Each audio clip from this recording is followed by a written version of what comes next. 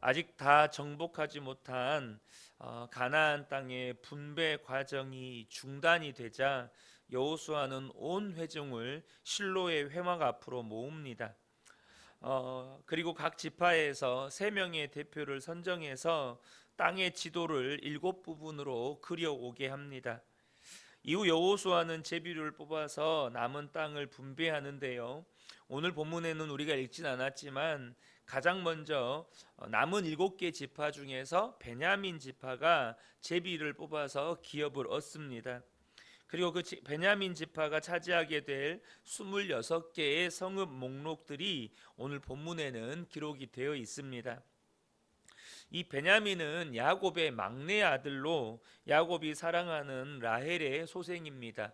요셉의 동생이기도 하죠. 야곱의 유언을 보면 베냐민을 물어뜯는 이리로 묘사를 하고 있는데요. 이것은 그 후손이 굉장히 호전적인 지파가 될 것을 예언하는 것입니다. 실제로 이스라엘 역사에서 이 베냐민 지파는 용맹스럽고 그 호전적인 성격을 보였는데 사사시대 때는 그 호전적인 성격 때문에 이 호전성 때문에 진멸할 뻔한 위기에 처하기도 했었습니다. 가나안 정복 전쟁이 시작된 지가 한참이 지났지만 아직도 7지파는 여전히 땅을 분배받지 못하고 있었습니다. 여호수아 13장을 보면 여호수아가 늙어서 더 이상 전쟁을 수행할 수 없게 되자 하나님께서는 이스라엘 백성들에게 더 이상 눈에 보이는 여호수아를 의지하지 말고 하나님만을 의지해서 남은 정복 전쟁을 수행해서 땅을 차지할 것을 명령하십니다.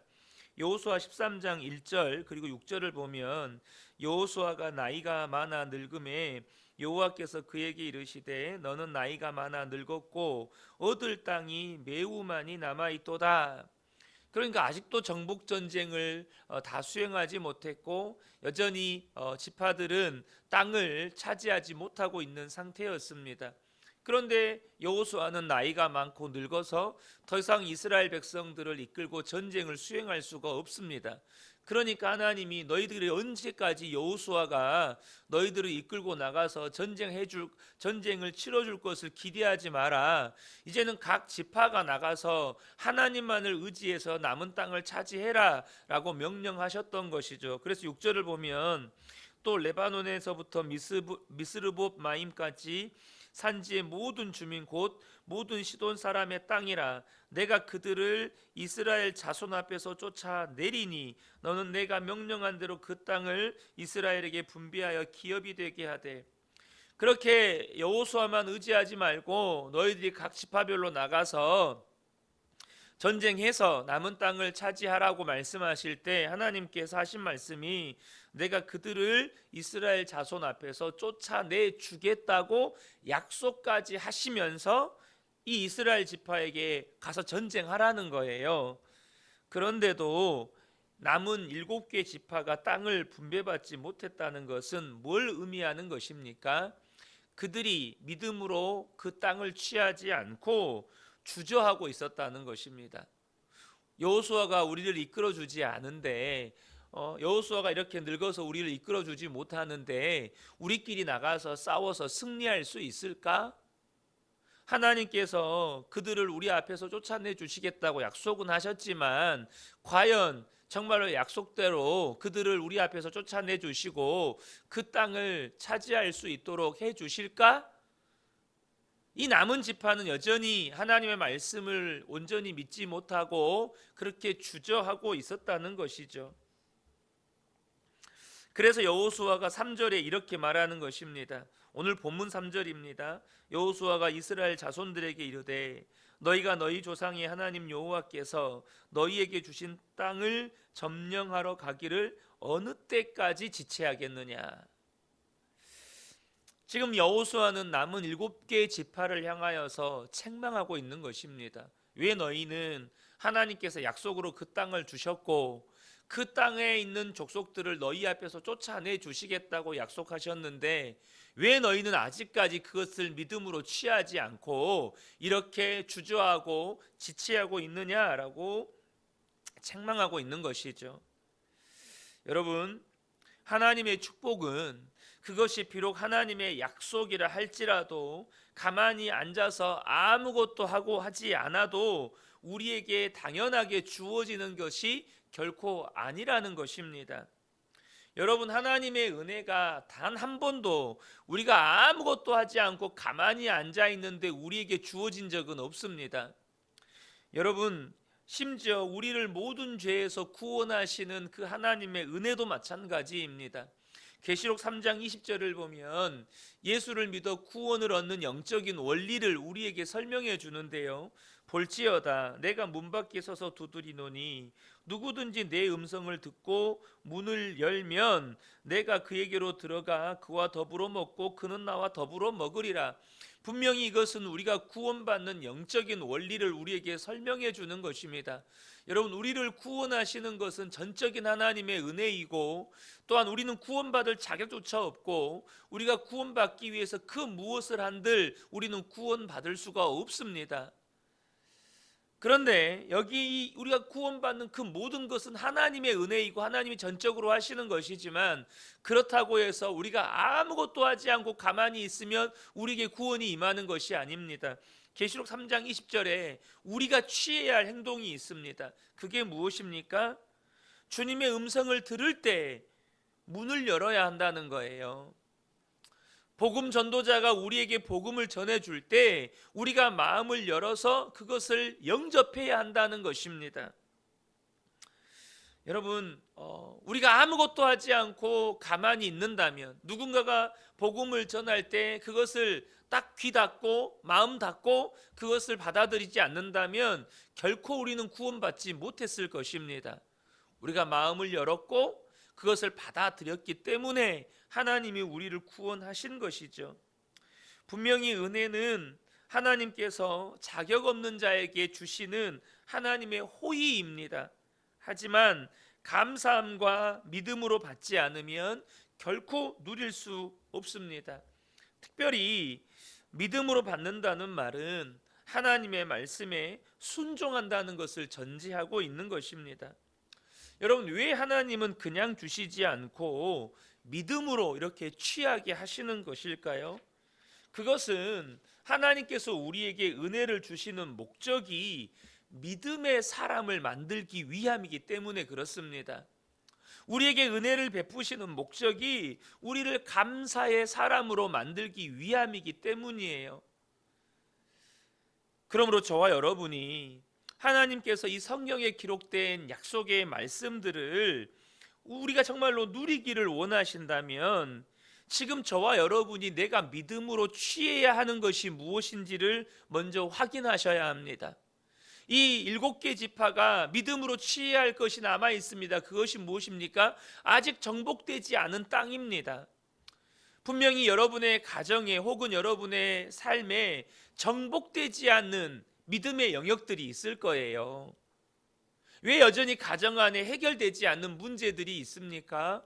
왜 아직도 여러분의 삶의 현장에는 누리지 못하는 하나님의 은혜의 영역들이 있습니까? 그것은 우리에게 분명하게 말씀해 주고 있는 것입니다. 아직 네가 믿음으로 취하지 않고 있는 것이다.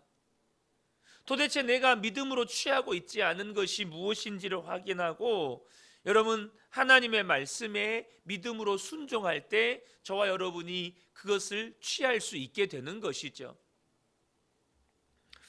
이스라엘이 지체하자 이제 하나님이 서두르십니다.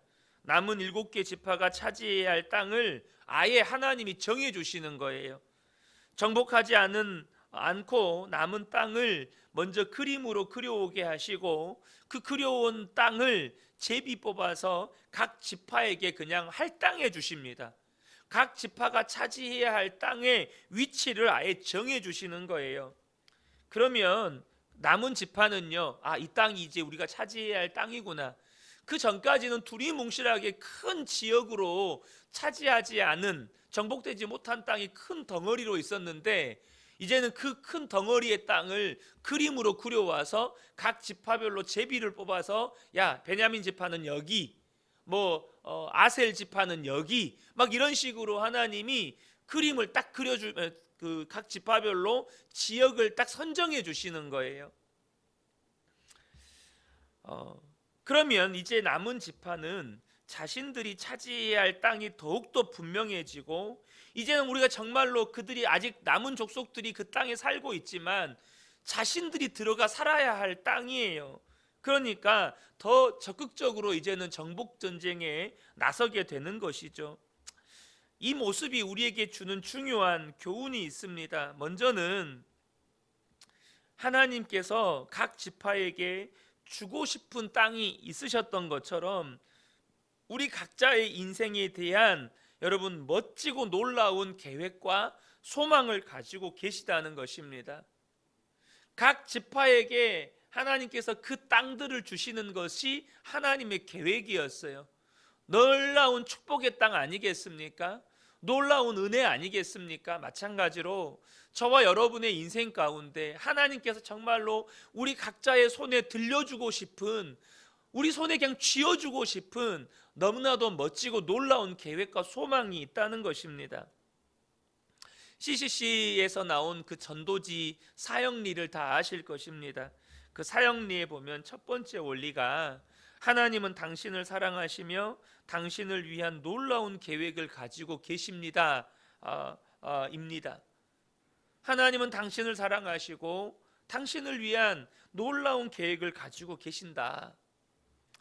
하지만 너무나도 많은 사람들은 자기 인생에 대한 계획을 자기가 세우려고 하고 그 계획이 이루어지면 자신의 삶은 행복할 것이라고 생각을 합니다. 여러분 어떻습니까? 여러분의 인생 가운데 내 계획대로 내가 세운 계획이 계획대로 이루어지던가요? 혹은 내가 세운 계획대로 이루어지면 정말로 내 인생이 행복해지던가요? 여러분 삼손이요 블레셋의 여자 들릴라와 결혼을 하면 너무너무 행복할 것 같았습니다. 들릴라가 너무나도 빼어난 외모를 가지고 있어서 그 여자와 너무너무 결혼하고 싶었고, 그래서 결국 삼손이 자기에게 주신 그 힘을 바탕으로 해가지고 이 블레셋 여자 들릴라와 결혼을 합니다. 그런데 어떻게 됐습니까? 들릴라와 결혼해서 행복했습니까?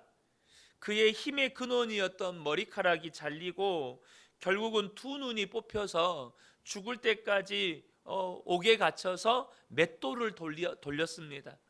죽을 때까지 맷돌 돌리다가 마지막에 이 블레셋의 신전에서 그 신전을 무너뜨리고는 블레셋 사람들과 함께 죽었습니다. 내 계획대로 내가 좋아하는 저 이방 여인과 결혼하면, 저렇게 아름다운 이방 여인과 결혼하면 행복할 것 같았는데 내 계획대로 되었는데 이 삼손은요 정말로 비참하게 인생을 마무리하게 됩니다. 사울왕은 분명히 하나님의 계획은요 아말렉을 진멸하는 것이었습니다. 근데 사울왕은요 자기가 생각한 대로 아말렉을 진멸하지 않고 또 아말렉의 왕 아각을 포로로 잡아오고 또 많은 전리품들을 취해서 돌아오면 백성들에게 더욱더 존경과 인정을 받고 자신의 왕권은 더욱더 공고해질 것이라고 생각을 했습니다. 자신의 계획대로 됐어요. 아말렉과의 전쟁에서 승리했고 아말렉의 왕 아각은 사로잡아서 포로로 끌고 왔고 또 수많은 전리품들을 이끌고 오니까 이야 우리 왕이 이렇게 전쟁에서 멋진 승리를 가져왔네. 심지어 공적비까지 세웁니다. 사울왕의 업적을 기록한 공적비까지 세워요. 그런데 어떻게 됐습니까? 자신의 왕권을 다윗에게 뺏길까봐 두려워서 10년 동안 군사를 일으켜서 다윗을 쫓아다니는데 인생을 허비합니다. 10년 동안 나라를 공고히 하고 백성들을 다스리는데 신경을 쓰는 것이 아니고 자신의 왕권을 위협할 것 같은 다윗 한 사람 잡아 죽이려고 10년의 세월을 허비합니다. 그리고는 그의 인생은 한날에 자기의 세 아들들과 함께 전쟁에서 죽는 비참한 결과를 맞이하게 되는 것이죠. 사랑하는 성도 여러분, 우리가 절대 착각하시면 안 됩니다. 내 계획대로 되면, 내 생각대로 되면 내 인생이 잘 될 것 같고 성공할 것 같고 행복할 것 같지만, 그것이 오히려 나를 망하는 길로 끌고 가는 것임을 아셔야 합니다. 하나님의 계획이 있습니다. 각 지파에게, 각 지파는 두려워. 우리가 차지할 수 있나? 이 땅이 정말로 하나님이 주신 것이 맞나? 믿음으로 취하지 못하고 주저주저하면서 그 시간을 허비하지만, 하나님의 계획 안에는 그 각 지파에게 그 땅을 주고 싶었던 하나님의 계획이 있었어요. 여러분, 저와 여러분의 인생을 향해서도 하나님의 계획이 있습니다. 놀라운 계획이 있습니다. 너무나도 멋진 계획들이 있습니다.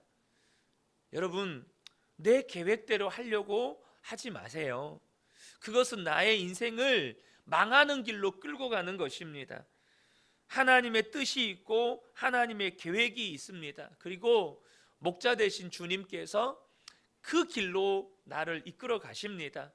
내가 믿음으로 취하지 않고 주저주저하고 있으면 오늘 본문처럼 하나님께서는 때로는 하나님이 서두르셔서 나를 그곳으로 끌어가십니다. 여러분, 그런 적 없으십니까? 여러분의 인생을 하나님께서 내 생각도 아니고 내 계획도 아니었는데 하나님께서 급박하게 이끌고 가신다. 정말 급하게 나를 그곳으로 몰아넣으신다. 여러분, 그런 계획 없으십니까? 저의 경우에는 그 은혜 교회를 개척하는 것이 그러했습니다. 하나님께서 급하게 저를 개척의 상황으로 저를 이끌어 가셨습니다. 그런데 여러분, 기억하십시오. 내 계획대로 되지 않았다면 여러분, 감사해야 할 일입니다. 왜요? 하나님께서 나를 망하는 길에서 건지셨다는 뜻이고, 또 하나님의 뜻과 계획 가운데로, 너무나도 멋지고 아름다운 하나님의 뜻과 계획 가운데로 나를 이끄셨다는 뜻이기 때문에 그렇습니다. 그래서 오늘 본문에 지체하고 있는 이 7 지파에게 하나님은 남은 땅을 지도로 그려오라고 하시고 아예 그 지파들에게 땅을 정해 주십니다. 하나님이 서두시는 것이죠. 여러분, 저는 이제는 우리 그은혜교회 모든 성도님들이 하나님이 그리라고 하신 것을 그리는 분들이 되셨으면 좋겠습니다. 하나님의 계획대로 내 계획 내려놓고 하나님이 이끄시는 대로 살아가는, 그래서 하나님의 계획이, 하나님의 뜻이 우리의 삶에 이루어지는 복된 인생을 살아가시는 우리 모든 성도님들 되시기를 예수님의 이름으로 축복합니다. 아멘.